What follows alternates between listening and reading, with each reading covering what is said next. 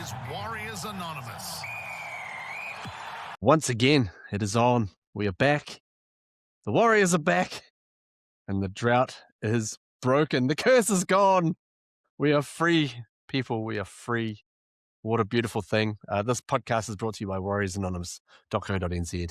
Get all your Warriors Anonymous merch there because, it's just a beautiful time to be a Warriors fan. And I'm getting emotional.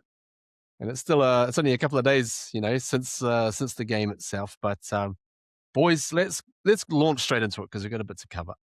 We'll go with a quick hard or nah to just start things off. And this hard or nah relates to Jackson Ford's try.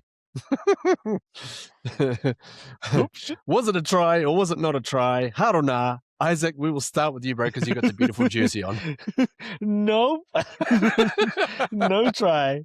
But I'll take it. Like, if there was a Storm jersey on, someone did that and they gave it a try, I would be fucking livid. Indeed. Moneta, bro, hard or nah? Nah. I was like, that's not a try. When they gave it to us, I'll take it. That's exactly right, yeah. Every time I watch it, I'm just like, how is that a try? Like, but I mean, it's one of those weird ones because normally you see something happen in real time and you think, oh, that's, you think, oh, that's a try. And then they slow it right down and you think, oh, actually, maybe it's not. Maybe there's like the slightest hair of separation. Yeah. I guess the only thing is that he didn't lift up, eh? In this case, it was the opposite because in real time you thought, there's no way this is going to be a try. And then they slowed it right down. And the arm kind of extends out, hits the ground, like sort of on the line. You're like, well, maybe, like, I don't know. I would have not been surprised. I would have not been surprised if they gave it no try. Oh, yeah. Dead set. Yeah, that was mad. That was madness. What a game. Huge game, 11 years. I think what would have been like, is it, 12 years since we beat them in Melbourne as well? Like, it's just a huge monkey, like a gorilla off the back, like a whole pack of gorillas to get off our back, really. Super agility gorillas. That's a pack of 11, 12 super agility gorillas. As we thrashed the Storm, it was just, it was the best. Honestly, going into this game, I thought we were ripe for an absolute pumping. Like, I thought we were going to get... I was the same. I put my hand up. I thought we were going to be at the end of a revenge. My hand up. What I said in the chat, if there's any time for the Melbourne Storm to bounce back into form, it's playing against the Wars. Yeah. And I think, honestly, it's fair enough. We had 2 down weeks after, 3 weeks of flying high. The last 2 weeks, we'd kind of successively gotten worse, and it was like, oh, gosh. And Melbourne, we were expecting a bounce back, right? They'd been pumped by bloody Penrith, 50 points put on them. So it was kind of, the scene was set for them to come out and, just do what they've done to us over so many years. And it didn't happen. How long have we been doing this podcast for? And we've got kind of used to Melbourne just absolutely pumping us after a loss. Yes. Yeah. Yes. We started this podcast in 2021, so that's the first time. Damn. The first time this podcast has seen us beat Melbourne. Oh, it is just, yeah. Oh, man. Boys. I honestly went to bed with a big ass smile on my face on Saturday night. I just was soaking it up. Watching all the post-match, I was watching the coaches, views. Normally I'll kind of watch the game and just be like, all right, sweet, and go, win or lose, I'll kind of just head out, walk the dog or whatever. But on Saturday night, man, I had to just soak it in. Old SJ was on the Fox League panel over here in Aussie, and it was just like, oh, this does not get any better. Get to watch it. Damn, I wish I could see that. Yeah, would have loved to have seen SJ's take on it, eh? Yeah, he was, oh man, he was peaking. Oh, Shawnee boy. So yeah, in terms of, obviously we've kind of covered things off in terms of our game picks heading into last week against the Storm. The three of us sitting here, we're all picking the Storm. But there was one ray of faith. There was only a half ray, mind you, from Daniel. Daniel went with the Warriors. He picked them, but he only picked them with his heart. His head was telling him the same as what it was telling all of us. So yeah, we're a bunch of deserters almost, but Daniel showed the faith. So hats off to you, Dan the man. We'll see him when he gets back. In terms of the game itself, man, it was like, you know, they talk about Baz ball and cricket, and there's Foz ball with bloody Manly. We were out there playing bash ball on the monitor. What did you think of the defense? So the second half was out of this world. I know the first half was a bit iffy with that first try, where I can't remember the player, but he spun around and scored that try. But that is probably the best kind of defensive show I've seen in a while from the Warriors. Like, it wasn't just make the tackles, it was absolute mongrel, like just overpowering them. Just all the shots had menace behind them.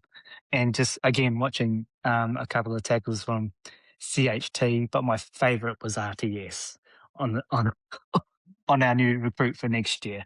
And him getting out going, not on my watch. And that will forever be etched in my brain. Yeah, it's gone straight into the the Roger Hall of Fame, that play. You know, alongside the sort of reverse flip that he got against The springboard try. yeah. We scored the golden point winner, and that one where he stopped Jordan Vrapana as well. Like, if they can play like that every week, the forwards, every week, defensively and in attack, oh, yeah. We're in for a showing. That's right. That's dead right. Now, in terms of, let's have a look at Roger, because he was only put into the centres as a bit of a makeshift type of deal. Pompey, of course, was suspended during the week, and then Chance failed the fitness test. So Ali Leotel was always going to come in to replace one of them. But once Chance was out, that's when Roger got shipped into left centre. But what are we thinking now in terms of our best centre pairing, Isaac? What are we looking at, bro? Because I'm starting to wonder if maybe the Chance to centre experiment may have failed. On the small sample size that we had, I'd say it did. I mean, I thought I would have seen a lot more organisation and more comfort in CNK in the centre position, because he's played there at the highest level, arguably international stage. But he looked really uncomfortable with his positional play at centre. Small sample size though, and he's a consummate professional. You'd give him time to sort of grow into that role, but I think Roger's got the perfect opportunity to sort of seal a spot at centre with his showing against the Titans, and they're going to be a different sort of opposition. They're going to be playing a bit of fancy free football. So his defense will definitely be tested. So I think it's a good opportunity for him to show what he's got at centre. But yeah, it's a tough one. It's an embarrassment of riches at the moment. I mean, how many people have we got out on the sidelines? We've got Pompey suspended. You've got Rocco Berry still injured. You got Chance with the HIA. Yeah, it's a good point. Well, I was just talking specifically about the centre position. Yeah. But I mean, then you've got other injuries across the board. But it's a good problem to have. But I think Roger's got an opportunity to show what he's got, a little bit more what he's got at centre this week. Yeah, it's funny, because obviously we tried him at centre a couple of years ago, and that was so-called a people thought that was a failure. I wasn't sort of necessarily that cold on it, but he certainly looked a bit more at home out on the wing, which is interesting. I guess, Monitor, the question really centres around what Webby does from here, because he's a pick and stick kind of guy. And so guys come in and they may do well and they may win us a game, but he'll still kind of go back to, revert back to type. So it's an interesting sort of spot where we find ourselves. If say Chance is not going to play centre, it kind of leads us back to a shootout at fullback. So who is going to be our best fullback, do you think, for the foreseeable future? We're going with Taine Tuopiki or Chance Nickel-Klukstad? I would stick with Taine Tuopiki. I think he's shown his worth. Yes, he made a couple of that we bombed that try with DWZ. So, Head in hands. yeah. And then when you got the ball and you passed it back to the opposition closest, Yeah, I that's was what like, he goes. but he's shown his work in terms of his elusiveness and just the extra pace that he adds at the back. And there was a bit of criticism with him, under the high ball, but I think he's been able to nullify that to some degree. And his runs from the back, I think he's done pretty well. He's done really well apart from, and I know he's really harsh on himself too. I think I've seen him in a couple of interviews, not happy with his performance, and he's always wanting to improve. So I think we'll see that. But I just think CNK is just looking a bit. Oh, but I have a feeling we might go back to him, just like to your point, his favourites. So yeah. Well, I mean, it'll be a tough one, even if he brings Yeah. Pompey back in, which I can understand. Yeah. But I mean, on the other side, Ali did pretty well also. Oof, he was good. Yeah. He was good. And it was weird, right? Like, I don't understand how we were watching them on the weekend, defending that way, looking rock solid, like across the whole park. They weren't getting skinned out wide or anything like that. And comparing that to the previous 2 weeks, it was just like, this is way different. But Chalk and cheese, eh? Like, where did the CHT? improvement come from? Sorry, we'll get to that later. Sorry. yeah, that's right. CHT came back, and Isaac, the combo that he forms with Tanner Boyd, as well as his defensive ability. What did you make of his return? He stays at 6. I think it's up to Tanner Boyd and Luke Metcalf. Oh, and obviously Webby to figure out who goes at 7. I mean, Metcalf, yeah, he had a banger of the first half of the season last year, but it's a what have you done for me lately kind of league, right? What have you done for me lately? And Tanner Boyd is given no reason to surrender that 7 jersey. And then maybe Metcalf might actually benefit for it with a few runs in New South Wales Cup. But I think CHT is done enough in that one game to show that that number 6 is his. And I think, I don't know, something about me says that was what he intended to do with that game, is make a statement and show that the number 6 is his. That you don't have to talk about Boyd and Metcalf and how you mix up that combo. I am the one clear result, and everyone else can sort of rotate around me. I don't give a fuck about what you do. Yeah. It's like that Spider-Man meme where there's like 3 of them pointing at each other. And that's Tanner, Luke, and Chanel all just going, I'm the guy, like, And there'll be just Chanel just stepping out of it, and there's just 2 people pointing at each other. Basically, that's it. He cemented that spot. I mean, I know it's just one game, but fuck, how well did he play? Well, I mean, the 2 games that he's really played in properly, I remember that first game against the Roosters, I actually felt as though he outplayed Tanner Boyd in that game. I actually thought he was better. Tanner got all the plaudits in that, but I reckon Chanel actually, he did, better than him. So in the, again, it's a limited sort of sample size, and he's sort of 6 games into the season, which we are, 4-2, which is a pretty solid record. Second on the table. Yeah, we'll take that. But yeah, he's basically put his name in the ring and just said, I don't care if I'm off contract, I'm going to go out there and play like it, I guess, in a good way, where he's going, I'm trying to kick that door down, so you're going to have to re-sign me and then, make a call. So in terms of Metcalf coming back, I heard an interview with him on SEN recently where they asked him about, what position he wanted to play in the team. And he was very clear that he wanted to play halfback. And he wasn't sort of, he wasn't dilly-dallying and being all PC about, I'll just play wherever the coach puts me. So I actually really liked his response, that he actually gave a proper answer rather than just being wishy-washy about it. But what it does create is an issue, I guess, in terms of he wants to be the 7. Tanner Boyd is the 7. And Moneta, he's out there throwing unbeatable fucking, bounce passes. How good was that pass to Dallin? I got flashbacks to that unbeatable kick pass try assist to Leka last year. They've been practicing all season. But, yeah, I mean, it's an interesting predicament. Hey, I mean, we know what Metcalf is capable of. I mean, last year was proof of it. But maybe we've just rushed him in too soon. Like, he came back from ACL, and done a couple of ACLs myself, and then yeah, it's pretty hard to come back to 100%. And I think to what Isaac said, a couple of games in New South Wales Cup may give him confidence, and then maybe bring him into the first grade. But it's going to be a bit of a headache for Webster.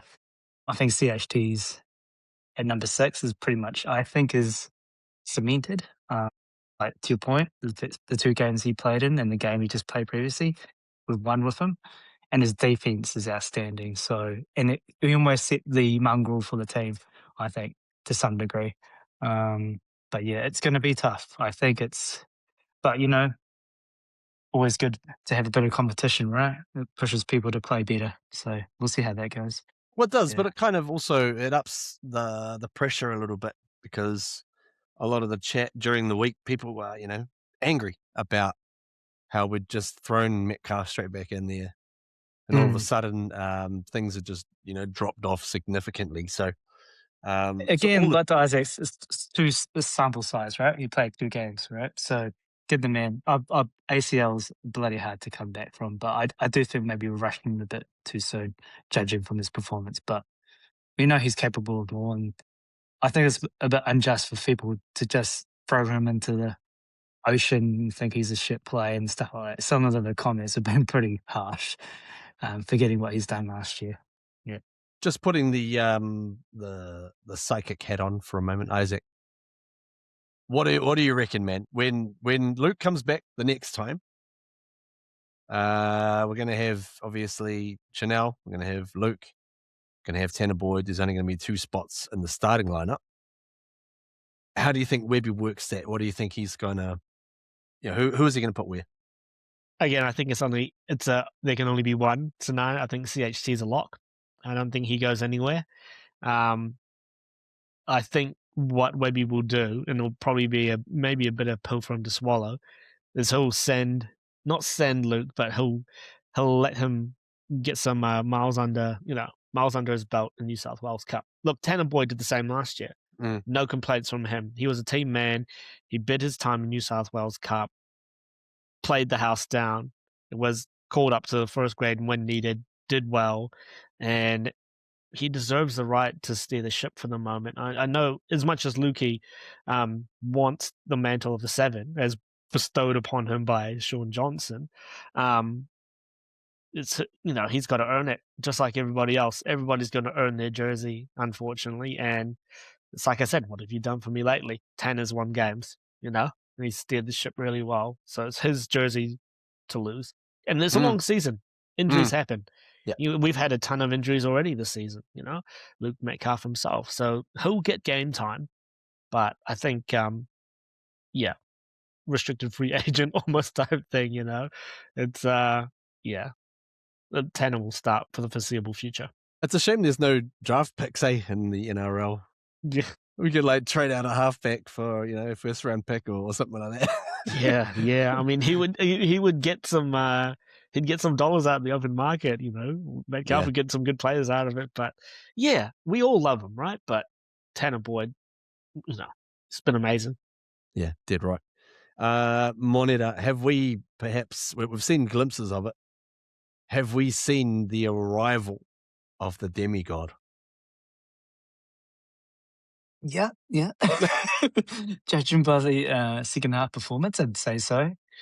Especially for that one tackle we made, and he got up grinning when he made it.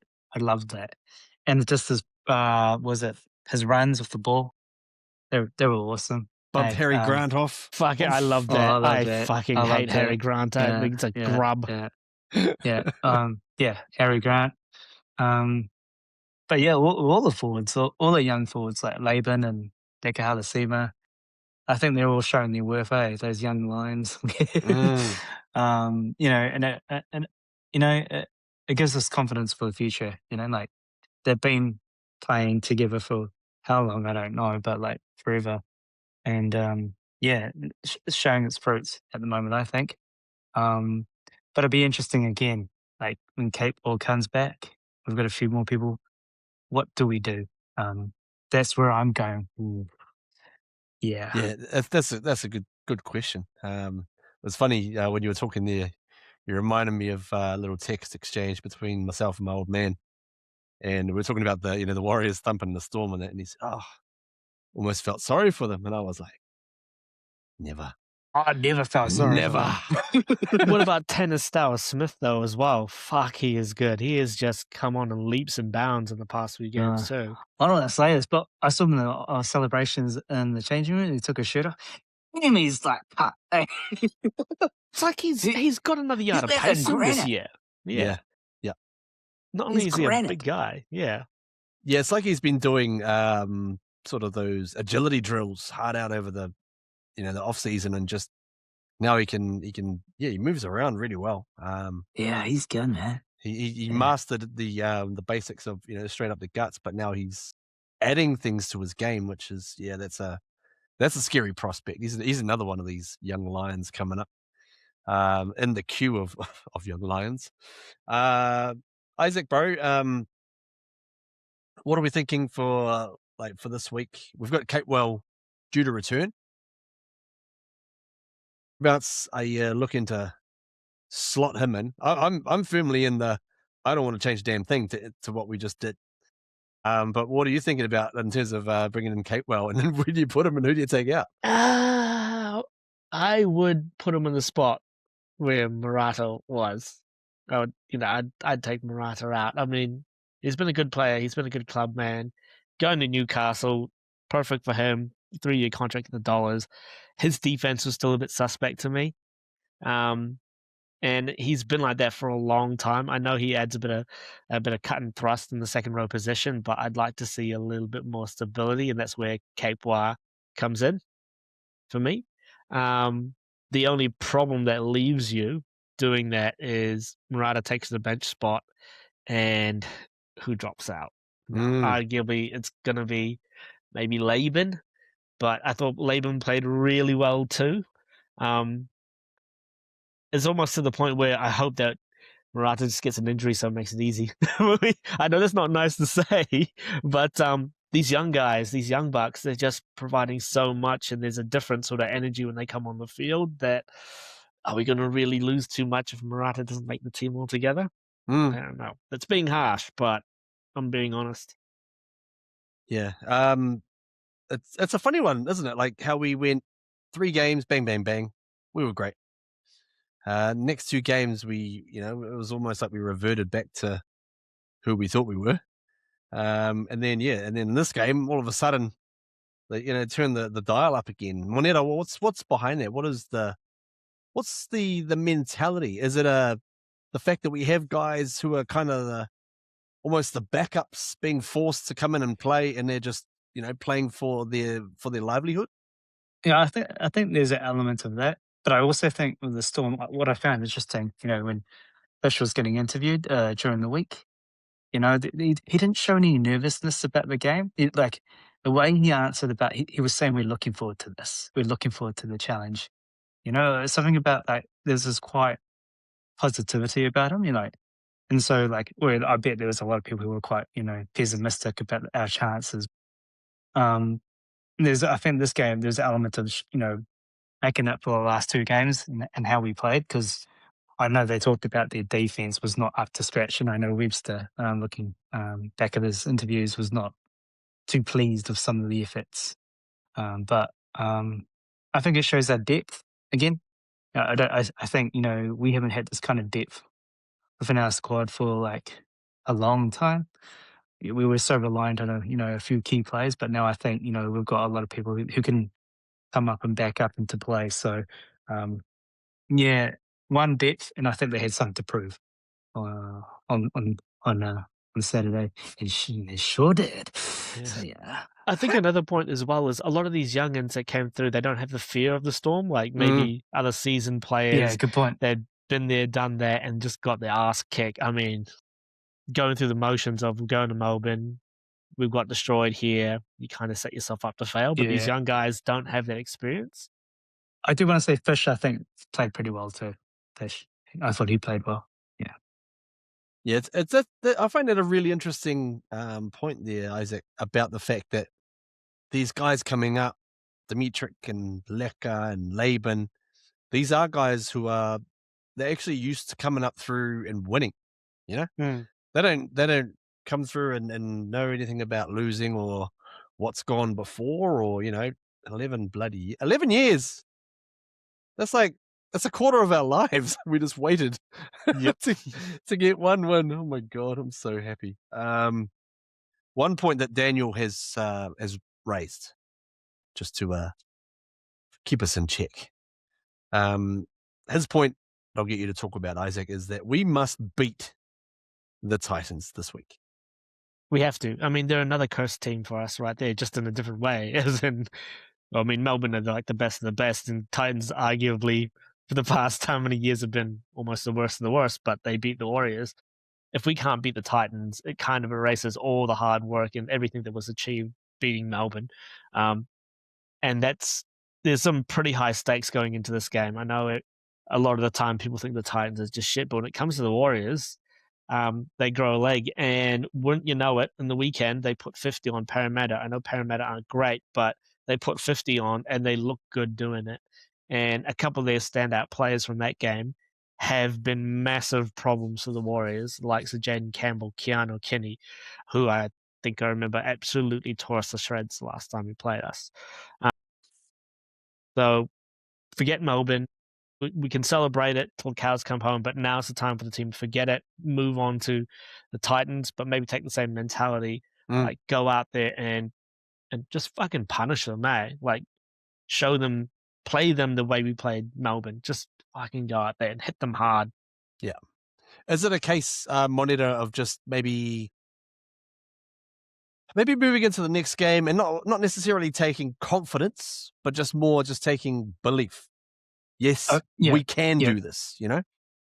It's belief. Like, I don't think it's like they would never border on arrogance, but like it's like the Titans. I have watched a couple of games and a few games of them when they played the Broncos. They weren't too far away from beating us. Just a couple of key moments they lost, and they played bloody well against the Parramatta Eels. And I don't think they're a bogey team as a lot of people think they're going to be. They're actually quite a good team from what I've watched for a few games they've played. So I think if we're taking the same mentality we had against the Storm, like I said, I think we'll be all good. But like I said, we can't take them for granted. And Yeah. I think one thing as well is it's a completely different team, different style. Melbourne, very structured, very almost, you want to say, simple game plan. The way the Titans have beaten us in the past is a lot of offloading, a lot of broken play, and arguably the Warriors have not been good at defending that. That's I what don't I think, did against Parramatta. yeah, they're just the way they play is just very unstructured, and our really structured sort of defensive game plan doesn't sit well with that. And they've caught us out in the past. So the Warriors are going to have to, Warriors going to have to defend in a very different way. Isn't it funny how, for me, thinking back to last week, and I kind of feel like there was a lot of PTSD as fans. Like, even though Melbourne got done the week before, we still went into the game thinking, oh man, we're in for a real problem here. But that's just, that's kind of our trauma, I guess, speaking to us. I think in terms of the Titans, I actually think the worse that they are, the more scared of them that I am.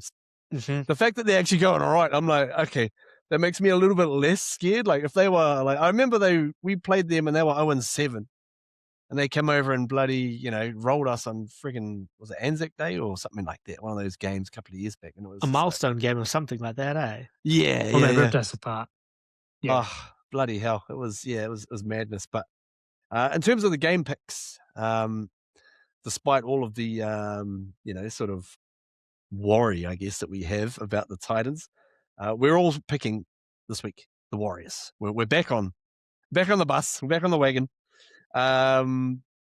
Monitor, how do you think that this game will pan out? And has anyone got the weather forecast over there in Auckland? Because I hear it's been a bit. Oh God, I hope it's sunny. I hope it's not dewy. No. Yeah, because there seems to be Achilles heel. Yeah, especially at home, eh? Yeah, I think, like Isaac mentioned, A couple of times it was like the offload, because I think one of the Melbourne Storm tries was their offload. They just were able to put the ball over and just offload it willy-nilly. So I think we need to be careful of like the offloads and the broken play. That's probably what I'm most concerned about from Titans. Their wingers are electric, quick. That's how I'm hoping for Pereira on the other wing. We took their fastest one. Yeah, took their fastest one. And I think it showed that he was able to cover out wide and, kind of like make that space and so forth. So, yeah, it's just covering those broken plays because Titans, man, watching them on the weekend and against the Broncos, even though they lost, shit, they could score from 10 metres from their own half. Yeah, the weather forecast for Friday is actually 19 degrees and a bit of sun and clouds. Oh, That's, okay. that may be okay. It's okay. Depending on what happens in the Might be a lead bit up, of dew. Yeah. Isaac, actually, one thing I just remembered, I noticed in the game against the Storm, we did a lot of 2-out passing out of dummy half. We'd have the first runner, and we'd pass it straight across their face. So we'd cut out forward and we'd hit, say, fish. And I thought that was kind of interesting. A lot of times, there was a few times where the lead runner almost had to kind of pause to like not hit the ball. But I haven't noticed so much of that type of play so far. What did you think of that? I think they changed up a lot of different things in that Melbourne game. For example, what you just talked about. Second of all, Roger, when he played at centre, they switched him back inside a hell of a lot, and you could see like alarm bells going on when he got into the midfield against some maybe slightly tired forwards. And I think we talked about that when Roger got sewn up at that centre position a couple of years ago, or was it last year, that they should play him that way, and they never did. And then suddenly they found a trick. But yeah, I think Webby did a good job of mixing up the game plan. Maybe a little bit different than what the Storm might have been watching and how we played. And I think that played to our advantage. I don't think the Storm were prepared for the way that we were going to throw the ball around and a lot of these face balls and stuff like that. And yeah, I think it's just great coaching from Webby. Well, he's a hell of a coach, right? Yeah, that's an interesting prospect coming up, I guess. We're back into the favourites tag. Last week we were heavy underdogs. So it's a matter of how the team handles that, I guess. But we do have to jump out anyway because we've run out of time. But lads, any last points to raise? Isaac, you got one by the looks? Yep, Wade Egan. How good was he? Without being a superstar, he just led that forward pack around and was just ever present there. He was just threatening. A lot of the good stuff that came from that game doesn't happen without him. I know Sam Healy's got a lot of talent, but Wade just showed how classy he is in that game. Yeah, the conductor, right? He was just playing all of the instruments around him. Like, here we go, you go this way, that way. Yeah. It was a symphony. It was beautiful. Oh God, it was beautiful. Shit, I'm happy. I'm so bloody happy, boys. Do you guys get a little bit warm-faced just thinking about this game? Like I said in the chat, like how long we've been doing this podcast for and how used to it are we just getting absolutely pumped. I mean, I cast my mind back to the turnstile Cody Nikarima just fucking missing tackles left, right, and center against that Melbourne team. Oh, so the cussy of living. Oh, yep, you brought that point up. Shit, we went through some times. My goodness, that's a game he'll never forget. Oh man, yeah, I feel like in the Shawshank Redemption scene where he climbs out of that drain pipe. He's just like, yes, in the rain. Yeah. Oh, beautiful moment. Oh, boys. Thanks for sharing the podcast with us tonight. Don't forget warriorsanonymous.co.nz. Get all your Warriors Anonymous merch there. And we'll look forward to the Titans game where we're going to go out, go do a job. Come on, boys. Clap some cheeks. That's what it sounded like. Back. Oh, this ain't prison. He was talking Shawshank. I mean, well, yeah, I guess. Yeah. Anyways, until next week, clap those cheeks up the wires. Go the Warriors. D-buns. La cucaracha ya no puede caminar.